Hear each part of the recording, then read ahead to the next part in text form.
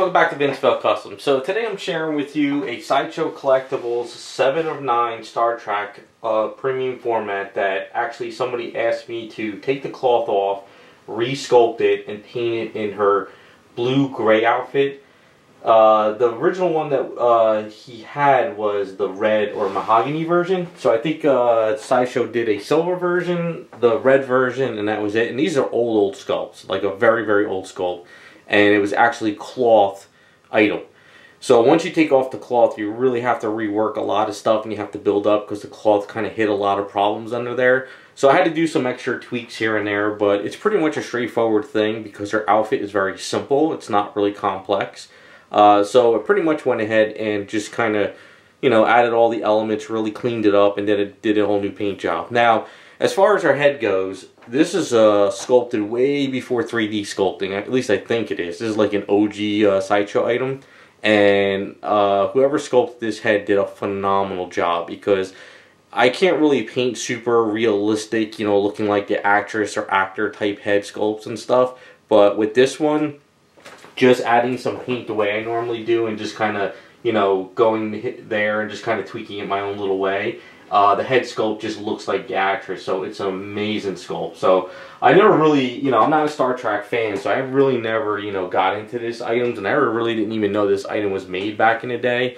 I just didn't pay attention, but it's kind of cool to actually, take an item that I normally don't work on or have done and just kind of work it out. Now, as far as her Star Trek symbol on her chest, that's actually the plastic piece that was glued onto the cloth, so we utilized that, and I added it here, so I didn't have to re-sculpt that. But everything else is pretty much done. So her chest with the seam lines I had to work, her shoulder lines I had to rework those, just to kind of capture her, outfit as best as I could. It was a little tricky because some of the outfits, and everything is just a little bit weird. Now, the way her rib cage is sculpted, the way it was is it's a basic bare figure, and then what they did is they just had these like, really like sticking out lines for the cloth, so when the cloth is on there it acted like the rib cage. So when you pull off the cloth, it looked very, very weird. So what I had to do is I had to like layer eaves on top of it and kind of rebuild that to get it a better looking rib cage than what was underneath the cloth. So that's the problem with a lot of cloth on older items.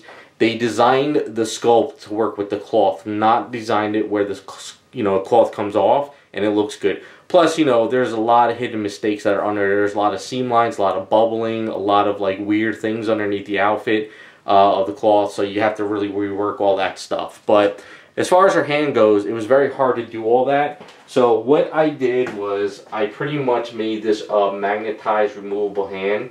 It does pop out, as you can see. So it pops out just like that and goes back in like so. So that was just made it easier for, getting underneath there, because it would have been a nightmare to try to do it. Now, I would have cut off the arm and done it, but her arm would have been a nightmare to cut it off around that upper shoulder part, as you can see, so I didn't bother doing that. Had to just rework the legs, add a little bit of wrinkles here and there, in her arms, add a little bit of wrinklage in there, add a little bit of wrinklage over there, underneath her armpits as well, and then I add a little bit with the knees, but not much. You could kind of see it there.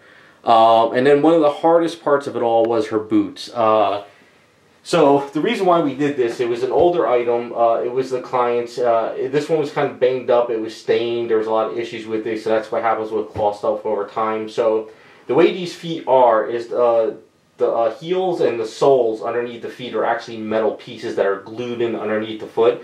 So what they do is they put the whole cloth on the item, and then they tuck the cloth underneath the foot, and then they glue those metal pieces on. When I say metal, it's a soft white metal. It's not really like steel, and it's not like, zinc. It's kind of like casting metal. If you know anything about casting metal, there's a way to cast metal. Like, if you ever see like old swords or pewter stuff like that. So what I had to do was kind of break it out to get underneath there, because I added a different peg. I added a rod up the leg, and with everything here, because the way it was designed and the peg system was just, it was horrible. So I had to rework all that in there. But once I got that on there, she won't come out, and it works out pretty well. So that was pretty much there. And I had a little bit of wrinklage underneath the ankle areas, And then for him, just for fun, I gave him a little bit more of a booty, because the way the sculpt was very, very weird. So I had to kind of rework the booty a little bit here, and I had to kind of rework some of the stuff on the rib cage. But like I said, don't know Star Trek. I never really watched it. I do know the actress Jerry Ryan from Leverage TV show and stuff, but I never really knew her from Star Trek, so the whole rib cage was weird to me. I'm like, that doesn't look right, but the client was telling me that's her rib cage, that's an alien type thing, so I was like, okay, now I understand. But all in all, it was pretty straightforward. You know, I tried to capture her face as best as I could, you know, just kind of following some artwork on her, some pictures and stuff like that. You know, just kind of reworked it my way. You know, her hair in the TV show was very kind of like, not like dirty blonde, but not platinum blonde. It was just kind of like a, basic blonde hair. So that's kind of what I follow with that. Her lips, I didn't go crazy with lipstick because it seemed like they kept her with natural lips. So I kind of did the natural lips. I kind of worked on this a little bit on a live stream one day.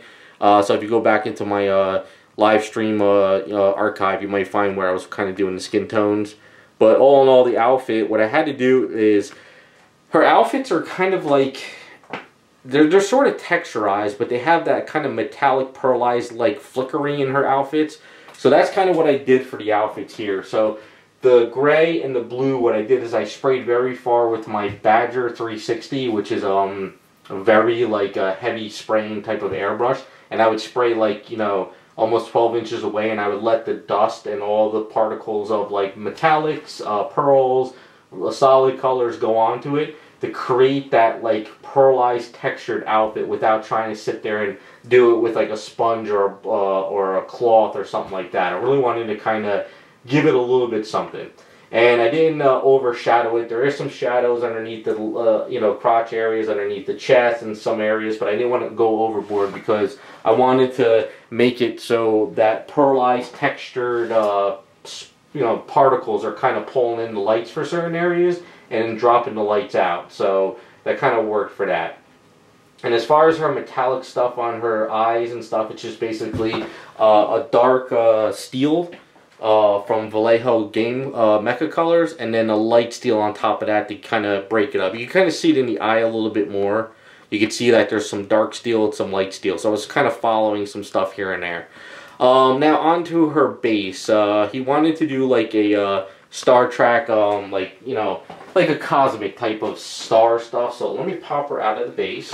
As you can kind of see, I did a nice rod there and everything.